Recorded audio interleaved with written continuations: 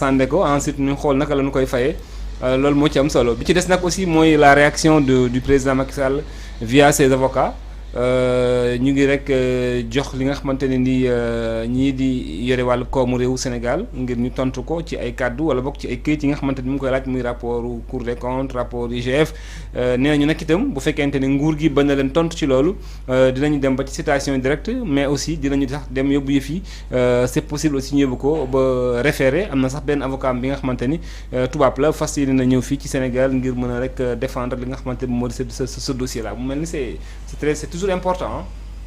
waaw comme ni nga ko waxee rek dossier bi dafa jël léegi dimension politique.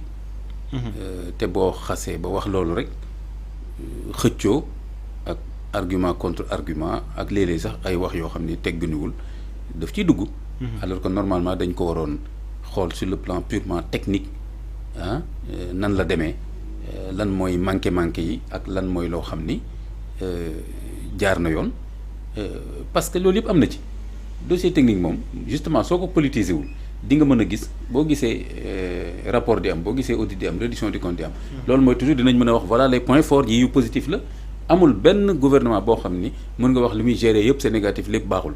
wala nga ne li muy def yëpp tam baax na kon moo tax suñ ko yemale woon teg fële émotion yi ak les positions partisanes aiguës trop tranchées. kon danañ gis ñu ne bon lii. C'est les bons points dans le rapport, dans l'audit, dans la réduction des comptes. Lii ce sont les mauvais points nañ seet nuñ koy corriger gis nga man dès le départ ci affaire rapport Cour des comptes bi mu génnee dama amoon position boobu déjà en 10 ans. li am solo mooy fi nekk nii gouvernement actuel bi na assumer l'état financier bi fi. régime bi bàyyi parce que ñoom tam bi ñëwee dañoo assumer bi fi régime bi bàyyi woon Abdou Diouf dafa assumer li fi Senghor bàyyi Wade assumer li fi Abdou Diouf bàyyi ñii assumer. li fi mais seulement que ñii dañu ne li leen wax ne moo fi nekk du looloo fi nekk loolu mooy différence bi xëj na parce que ñii dañu ne ñoom fu ñu ne fa la bi toll par rapport ak produit intérieur brut bi c'est pas ça. mais ñeneen ñi gisoon nañ loolu aussi te waxewuñ ko ñoom niñ ko waxee. foofu la problème bi nekk. tu crois que Abdou Diouf bi mu ñëwee li mu gis yëpp nii su ko tegoon ci table bi ci gestion Senghor kon xëy na tey Senghor beneen bët la ko Sénégal yi di xoolee.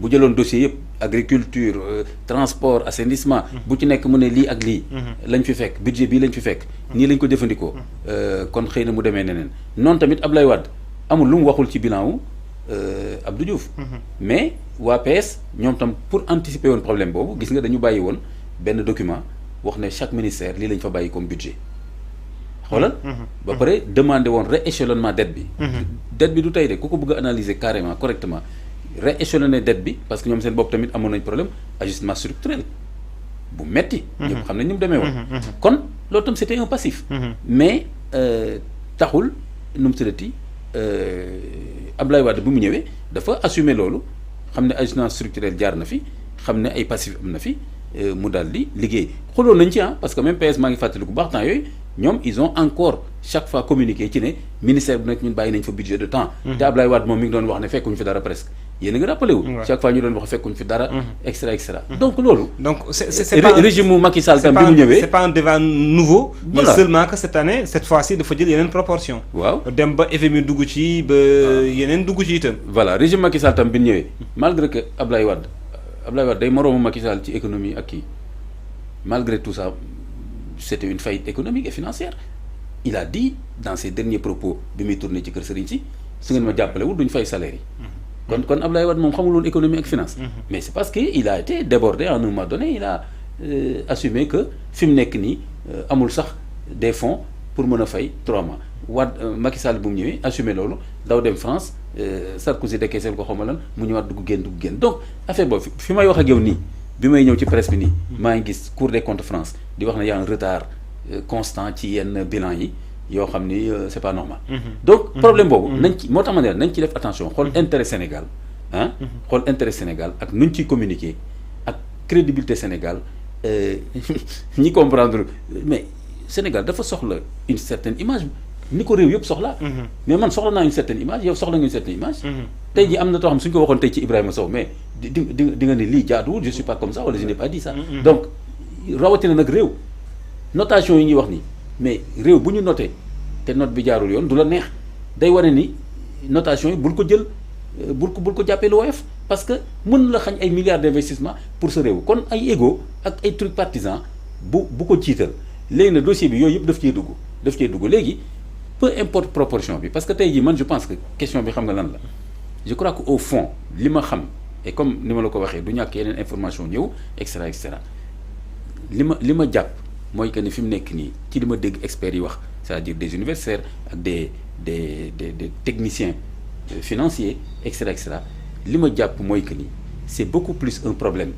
dans lan lañ tuddee dette publique ak yeneen dette est-ce que dañ ko war a boole ci benn compte wala waruñ ko ci boole et cetera mais est-ce que dégg nga fi ba tey ñu wax ne dafa am benn dette boo xam ne dafa am ku ko lekk wala ku ko dugal ci poche am wala gisuñ ko moo tax ma ne leen dette cachée c'est pas un terme approprié parce que lu caché kenn mënu koo gis mais tey jii Ibrahima comment l'actuel gouvernement a fait pour calculer la dette publique et dire qu'aujourd'hui on est à 118, etc. C'est-à-dire à 119 du PIB. Nan lañ ko calculer. On parle de 132% maintenant du PIB. Hein? Loolu beneen question la. Loolu tam beneen question la ci débat bi. Voilà.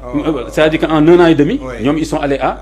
Il y a presque 30% de dette qui s'est rajouté ci dette bi fi nekkoon aussi. Donc man en tant qu'analyste, je me dis que y a déjà une dette lourde boo xam ne ñoom seen bopp ñoo yuuxu mais gis nga fi dette bi toll dañ ko doon nëbb mais dette bu rëy la mais il me semble que ils n'ont pas été conséquents avec le fait que cette dette est lourde. ba pare ñoom tam ñuy foncer. Justificatif yi ñuy doxee mooy que ni réew mi faaw mu dox ils sont obligés de s'endetter aussi pour maintenir réew mi ci dans l'ordre normal des choses. Ok, ça peut être un argument de leur côté. Ça peut être un argument de leur côté. Mais j'ai vu des experts et des universitaires etc. qui disent que c'est pas forcément la bonne démarche. Donc loolu c'est intéressant mu nekk débat public.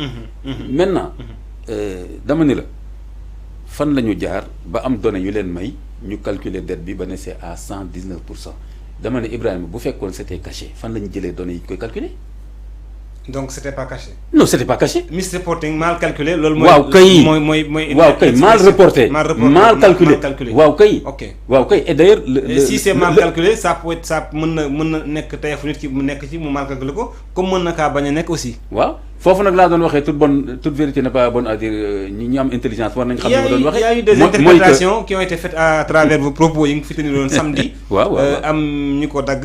wax ci loo xamante ne tout le monde sait que aussi vous n'avez jamais tenu ces propos là. J'ai pas dit ça comme ça. jëm ci ne dañoo war a wurut chiffres yi. Donc quand même ça c'était trop. mais loolu kooku su ma neexee ma def ko citation directe. Vraiment. xam naa yaa ma naan bul dugg ci yooyu rek. voilà non du ma ko def. mais su ma neexoon ma def ko. mais du ma ko def parce que kooku jaru ko. Abdou Aziz lan Sall xaw ma. dama koy tudd ñëpp xam nañ page Facebook am.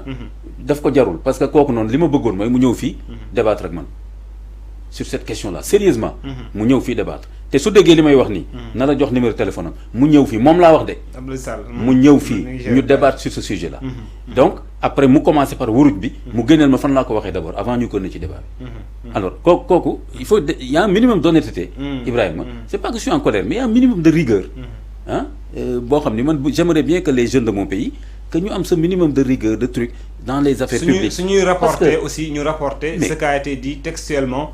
ñu bañ a pour je sais pas pour quelque motivation que ça soit ñu waxal ni ñi quand même lu ñu wax dëgg fa yàlla. C'est tout. Léegi dama la bëgg a wax ni bon Ibrahima toute vérité n'est pas bonne à dire je le maintiens xel nangu na ko diine nangu na ko ak bëri loo xam ni xam nga ko te doo ko wax.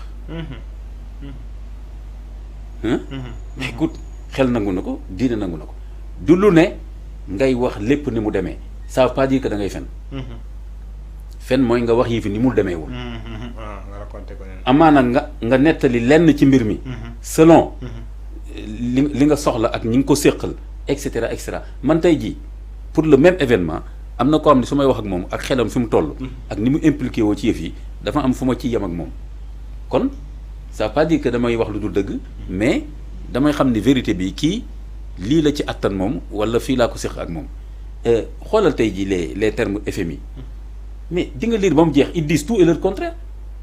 Oui, il y a des contradictions parce que dette cachée am na ci mal calculé am na ci mal rapporté am na ci. Voilà c'est des expressions yi nga xamante ne là boo dégloo boo lire da ngay jàpp ni ils sont en train de confirmer ce que le régime a dit. fële nga jàpp ni c'est le contraire.